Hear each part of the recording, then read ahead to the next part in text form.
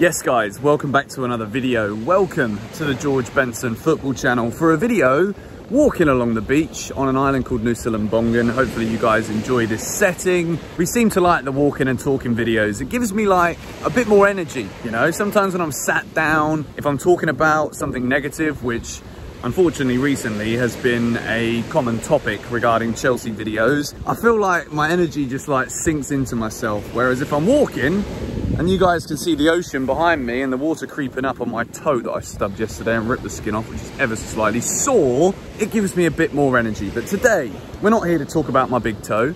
We're here to talk about three players that I feel as though Frank Lampard needs to call upon now, with the form of the current side, with the rigidity, if that's even a word, of the current tactics and formation. These three players I've singled out as players that need to be brought into the starting 11s, not just coming off the bench or maybe not even making the bench in the case of some of them this season. The impact that these three players have had, I feel as though has shown me enough that if they were to be called upon now, not only would it ease some of the worries of these three individual players who might be thinking that they either made the wrong move or that their futures don't lie at Chelsea because they don't have the trust and faith of the manager. So, player numero uno, who I feel, that's a big bloody wave that is, player number one, who I think certainly needs to be brought into the reckoning almost immediately, is Billy Gilmour. We saw when he came on against Manchester City that he brings a calmness to the midfield, which in my opinion is a calmness of a player far his senior in terms of age. I know that these days in football, age is just a number.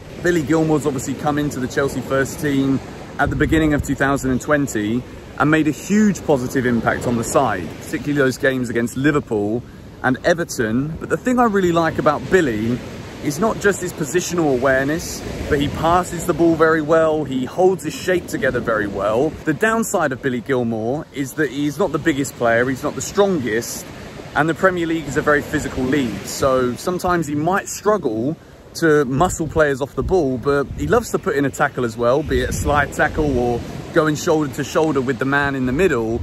And I think it's time now that Frank Lampard really showed his faith in Billy, because we look at the performances of Kante. I read the comments on yesterday's 6 Things We Learned video, and a lot of you guys said I was a little bit harsh on Kante, and maybe Mount and Kovacic's performances were actually worse than N'Golo Kante's, so maybe one of those two deserved the red box. Having watched, I didn't watch the full game back a second time. I think that would have absolutely tortured me, and I've had more than a big bloody toe cut to worry about. Kovacic and Mount did not have their best games. I did actually say that in the video as well, but because I didn't give them a box, it doesn't seem as potent in terms of my analysis of the players. I think at the moment in particular, Kovacic, when he's not on it, he's all over the place in terms of the way he's actually positioned on the field. And I think Billy Gilmour would bring a calmness to the middle.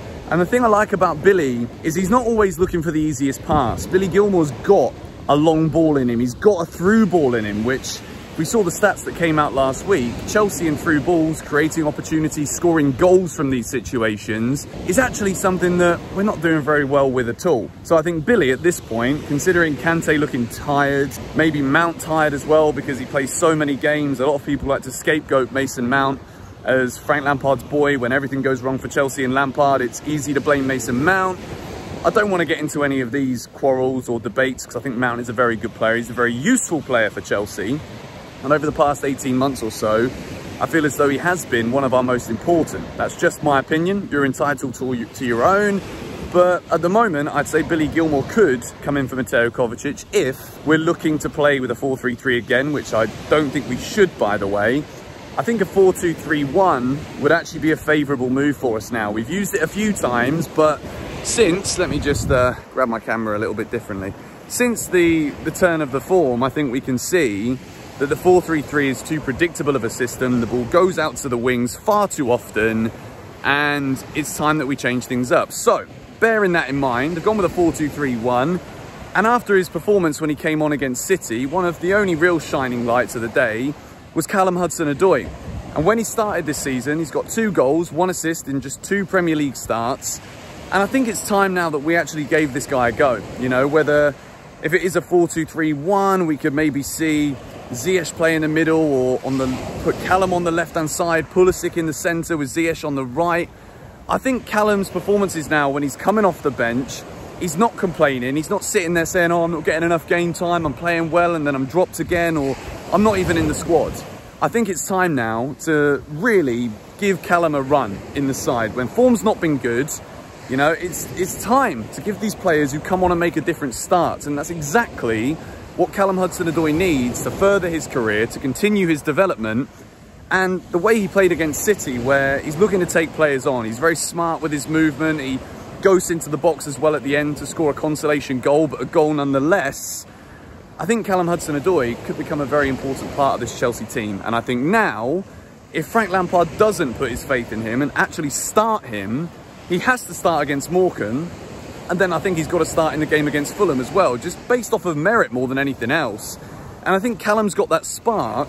And although the team's confidence is very low, as an individual, personally, he is going to be confident right now. I've got to grab my shoulder here because it's flipping aching. Hang on a second, let me change things up again. So let's turn around and start walking the other way. Look how beautiful this place is, guys.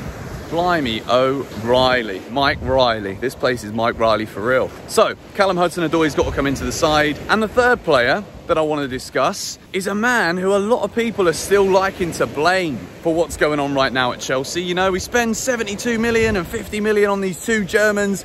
Everything's going wrong. They're not firing. It's got to be their fault, you know. Kai Havertz, when he's come on in recent games, I feel as though he's looking a lot more comfortable now. I think until Corona, when he got Corona, if we actually look at the way he was playing, he wasn't playing too badly. It wasn't setting the world alight. It wasn't the best performances that I've ever seen from a midfielder that comes into the Premier League for £70 million. But he was looking good. He was looking strong.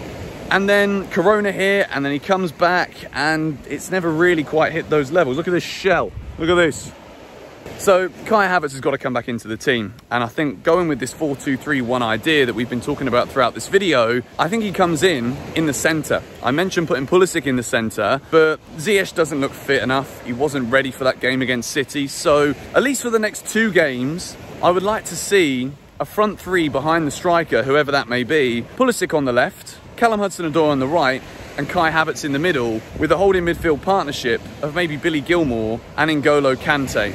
I would say that we give Mason Mount a rest, because I actually think that Frank Lampard puts too much onus on Mason Mount's importance to this Chelsea side. I do believe that Mason Mount is a very good player, but all we seem to be talking about at the moment is how Lampard needs a plan B, Chelsea need a plan B, and maybe that plan B, in order to get the best out of some of the other players within the squad, maybe Mason Mount needs a rest, and we put in someone like Billy Gilmour and N'Golo Kante in the middle, with someone like Kai Havertz playing in his favoured position behind a striker, Callum Hudson-Odoi on the right, and the brilliant Christian Pulisic on the left. I know yesterday I didn't say too much about Pulisic's performance, but he at least tried to do stuff, you know. The balls weren't coming into him in the right way. Chelsea just couldn't string multiple passes together, so it was hard for Pulisic to actually influence the game the way he would have liked to. Let me just change hands one more time. So I think now it's a matter of time before Frank Lampard really has to start giving some more of these players in the squad who aren't starting games more minutes. It's time that we did put the faith in Kai Havertz. We know he's got so much ability. Some people are very quick to write him off already within his Chelsea career. I think that's a very foolish thing to do for a man with career stats at the age of under 21 that are on par with that of Messi and Ronaldo when, you know, they were that age. So write him off at your peril, but I think it's time that Callum Hudson-Odoi definitely gets starting minutes for Chelsea due to his performances off the bench recently. And Billy Gilmour, I think the guy's got so much quality, and I think it's time now. Frank Lampard probably knows he's got to start changing things up, going for something a little bit different, and I think that could be a way that we do so. So I'm not saying that everybody needs to be dropped forever and these 3 players come in and permanently replace them. At the moment, I'm just thinking about ideas as to what Chelsea could do to try something different, because clearly what we've been doing repetitively now for a few months has gone very sour. It's become very predictable to opposition sides, which I think is the real key reason why things aren't going wrong results-wise for Chelsea, because the predictability of our play is allowing teams to counter us with whatever it is they have, be it Man City's quality all over the pitch, or Aston Villa's work rate and just the inability to tire, it seemed like in that game, for example. Arsenal just, well, they just decided to turn up. It was a London derby, they were desperate. And there's a lot of other results that we could really analyse all day in terms of where Chelsea went wrong. But anyway, gonna wrap this one up here. It has been a beautiful walk. along the beach. I hope you guys enjoyed it. Something a little bit different. Let's just take one last little look. If you want to see me do more videos like this one, where it's not just me sat in my room with the Yes Guys sign behind me, keep things can't even speak, mate. Keep things interesting. Let me know in the comments. Drop a like rating if you did enjoy this video. Subscribe if you're new. Thank you guys for watching. I'll see you all later. Come on, you Blues.